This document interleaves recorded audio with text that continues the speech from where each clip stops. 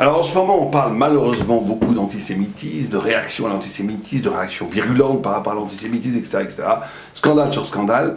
J'aimerais prendre tout ça à la rigolade, parce que c'est pas très sérieux, ça vole pas très haut intellectuellement, mais on est obligé quand même, quand on est un peu responsable, de faire passer ce que nos sages, nos grands maîtres nous disent, et nous enseignent à propos du racisme et de l'antisémitisme. Alors tout d'abord le texte. Les textes, donc il y aurait des dizaines, des centaines de textes, mais je vous en lirai deux qui sont très importants. Premier texte, c'est dans le traité Sanhedrin, page 37, où il est écrit là-bas que Adam Nivra Yechidi, Adam Nivra Adam Yechidi, l'homme a été créé unique. Pourquoi? Une des raisons, c'est pour dire que chaque fois qu'on sauve un homme, on sauve le monde. Mais une deuxième raison qui nous intéresse, qui est très importante, c'est pour que Shelo Mipne, Shelo Yomar Adam Lechavero Abba Gadol Miavicha. Un homme n'a pas le droit de dire à son prochain, mon père est supérieur à ton père. L'homme a été créé, l'humanité entière a été créée à partir d'un seul homme pour assurer, nous dit le Talmud, une origine ontologique, une origine divine à tous les humains. Et de commencer de traiter d'autres humains d'animaux, non seulement c'est une profanation de l'image divine de l'homme, mais secondement, c'est déresponsabiliser la personne. C'est parce que l'homme est homme qu'il a la responsabilité morale et éthique. Lui enlever sa dimension humaine, c'est lui enlever sa responsabilité morale et éthique, et par cela, c'est le dédouaner quelque part. Et donc, tous les humains sont humains et viennent bien entendu d'un seul homme, qui est Adam Arishon, et cette origine biblique de la fraternité universelle des hommes qui viennent tous d'un même père, qui s'appelle Adam, a été révélée par le judaïsme au monde entier. On sait très bien que toutes les sociétés où la Bible n'a pas été révélée, où la Bible n'a pas profondément modifié les structures de la société, il y en a peu, mais par exemple en Chine, en Asie, etc., dans des continents dont la Bible a pénétré bien plus tard, historiquement, on sait que les sociétés qui n'ont pas été influencées par la Bible sont des sociétés qui ont toujours été hiérarchisées et racistes. Ça, on peut le vérifier historiquement. La première enseignement antiraciste, c'est le judaïsme à travers la Bible, et à travers ce message fondamental que dans l'essence même de l'homme, on vient tous d'un même père, et donc on est tous égaux au sens essentiel du terme, que nous sommes tous créés à l'image de Dieu, que nous sommes tous d'origine divine. Au point où la Gemara continue. Une d'autres raisons pourquoi l'homme vient d'un seul homme, nous dit la Gemara, le Talmud, que les minimes, que les hérétiques ne puissent pas dire qu'il y ait plusieurs échouillottes, qu'il y ait plusieurs dieux qui aient créé différentes sortes d'humains. C'est-à-dire qu'ici on touche au paganisme. De dire qu'il y a plusieurs formes d'humanité, c'est toucher au paganisme, c'est toucher à l'essence même du judaïsme. Le judaïsme dit tout est d'origine divine. Et dire qu'il y a des hommes qui viennent d'origine divine et d'autres pas, c'est rentrer dans un mécanisme, dans une pensée qui est structurée à partir de la nature, une façon païenne de voir les choses, où chaque entité, chaque race, chaque homme va affirmer sa toute-puissance naturelle contre l'autre et va le nier. On arrive à la guerre de tous contre tous, c'est l'affirmation brutale de sa propre identité contre l'identité de l'autre. La Torah a brisé le cercle infernal de la nature en disant il n'y a pas ici, il y a quelque chose qui transcende la nature, qui est Dieu, qui est à l'origine de toute création, surtout humaine, mais même toute la nature est créée par Dieu. Et un vrai tzaddik, un juste, un saint, sans une fraternité et un amour pour toutes les créatures de Dieu et à plus forte raison, pour tous les hommes.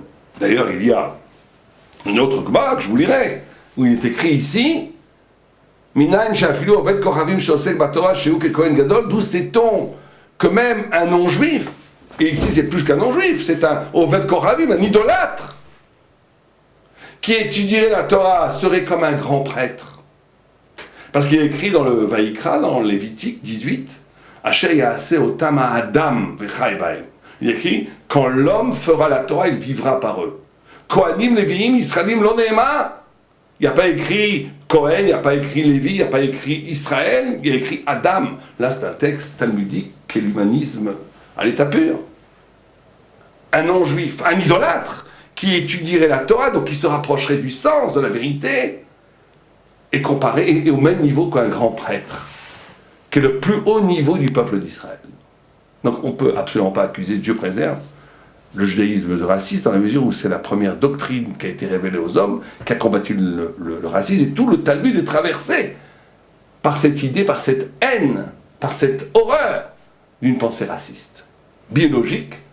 Dès qu'on réduit l'homme à sa biologie, à la couleur de sa peau, à son origine terrestre, on détruit la spiritualité fondamentale du judaïsme, qui est l'origine divine, transcendante, extramondaine de tout l'homme. Donc il ne s'agit pas simplement de racisme ici.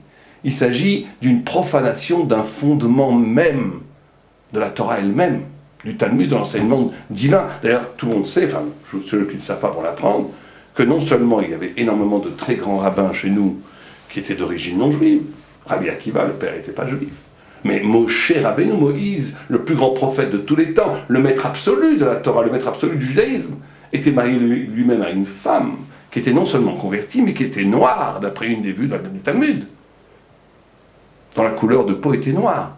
Donc quand le prophète absolu du judaïsme est marié à une noire, on ne peut pas soupçonner le judaïsme de racisme. Dieu préserve.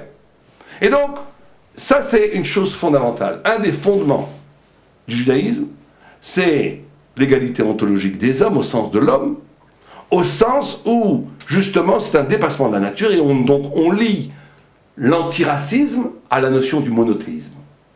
Être raciste, c'est une entorse au monothéisme, et celui qui a véritablement la conscience aiguë que Dieu est créateur de toute l'humanité ne peut pas être raciste, puisque nous avons tous été créés par la même main créative, divine, et donc je reconnais une fraternité dans chaque homme. Alors vous allez me poser la question, dans ce cas-là, comment ça se fait qu'on parle du peuple élu, de l'élection du peuple d'Israël? L'élection du peuple d'Israël, effectivement, existe. Oh non, on n'est pas dans le judaïsme, dans un humanisme bontain, de gauche bobo.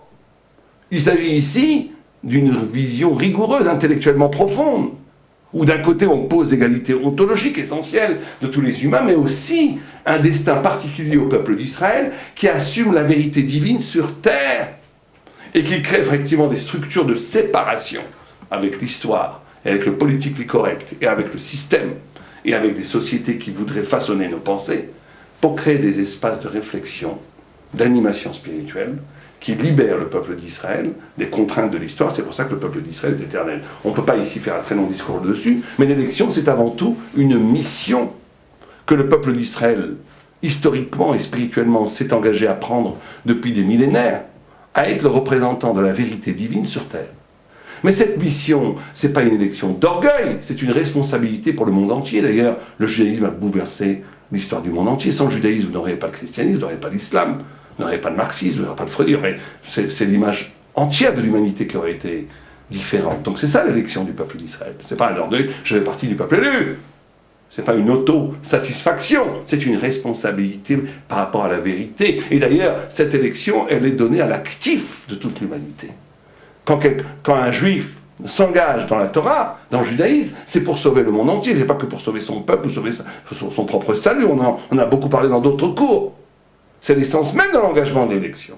Et en plus, cette élection est ouverte à tous, puisque le judaïsme accueille, déteste le caractère biologique, ne dit pas, puisque tu n'es pas d'origine biologiquement juive, tu ne peux pas rentrer dans l'alliance. N'importe quel non-juif peut venir demain, s'il respecte les commandements et si son engagement est sincère, il sera converti et deviendra juif à 100%.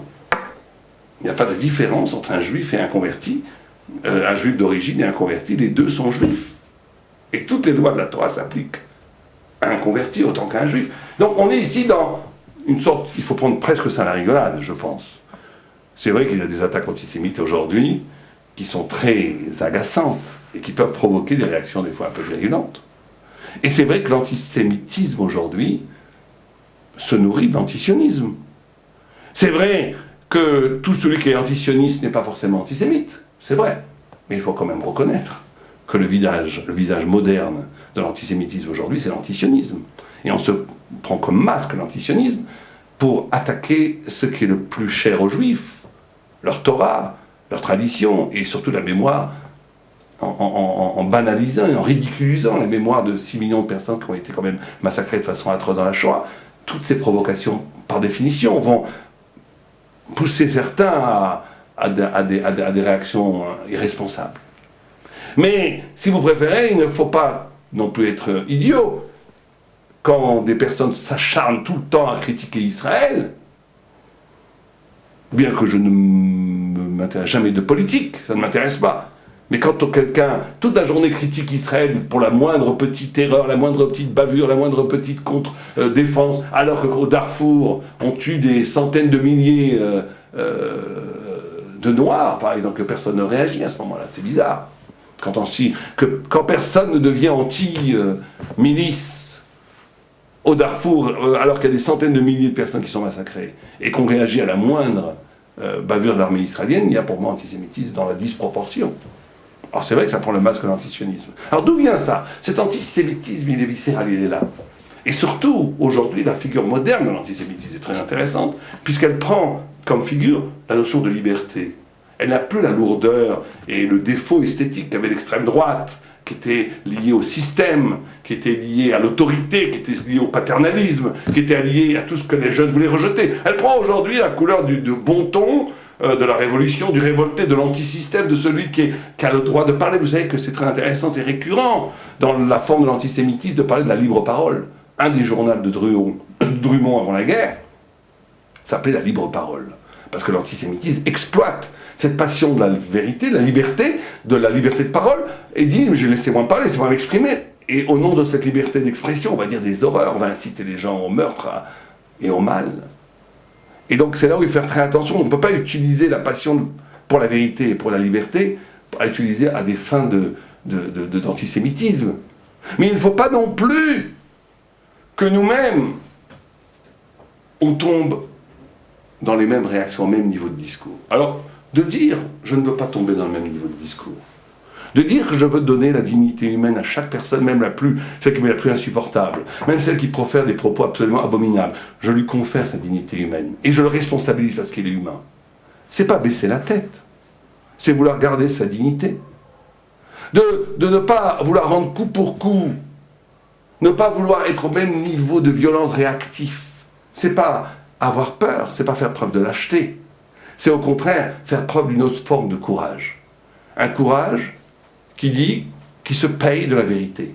Je sais que nous sommes dans la vérité. Je sais que nous ne nous laisserons pas entraîner par la réaction, par le réactif, par la colère, par le ressentiment, par les sentiments de vengeance. Le souci de faire attention de ne pas non plus vexer d'autres personnes qui n'ont rien fait et qui pourraient se sentir concernées par des propos désobligeants par rapport à certains qui sont antisémites. Il faut aussi faire attention à ça. Et donc, le fait de garder sa dignité, le fait de ne pas vouloir se mettre au même niveau que nos ennemis, ce n'est pas une preuve de lâcheté. Au contraire, c'est une preuve de noblesse et de courage. Mais c'est un courage différent, c'est le courage juif. Le courage juif qui reste fidèle à l'enseignement de ses sages et qui ne tombe pas dans la réaction en chaîne de l'histoire et du politique et du moment, qui voudrait nous entraîner dans, en vérité, ce que le judaïsme s'est toujours arraché de l'histoire du monde qui va comme il va. Le judaïsme a toujours posé une vérité plus radicalement exigeante. Et c'est ce qu'on doit de faire. Et d'ailleurs, il faut un peu arrêter avec ces débats qui d'après moi, sont pas très bons. Il faut un peu rigoler de tout ça. Il faut la beauté de la vérité. Il faut une grandeur. Il faut réussir. Je pense que la meilleure façon de combattre l'antisémitisme, ce n'est pas la réaction violente, ce n'est pas la haine, ce n'est même pas le mépris. La véritable façon de combattre l'antisémitisme et la haine contre les juifs, c'est de montrer la hauteur et la beauté de ce que le judaïsme enseigne à l'humanité. C'est de montrer l'amour infini que nos rabbins, les grands rabbins d'Israël, portaient à chaque être humain. C'est de montrer dans les histoires que le Talmud nous raconte comment les humains, comment les rabbins respectaient chaque homme pour ce qu'il est. C'est de montrer comment le judaïsme a enseigné au monde la vérité fondamentale du reflet divin dans le visage de chaque homme. Et c'est par la grandeur, par la beauté et par la vérité que chaque juif, surtout quand il est religieux, orthodoxe et encore plus rabbin, qu'il est capable d'incarner, qu'il fera tomber de façon évidente les bras et l'animosité des antisémites. Amen.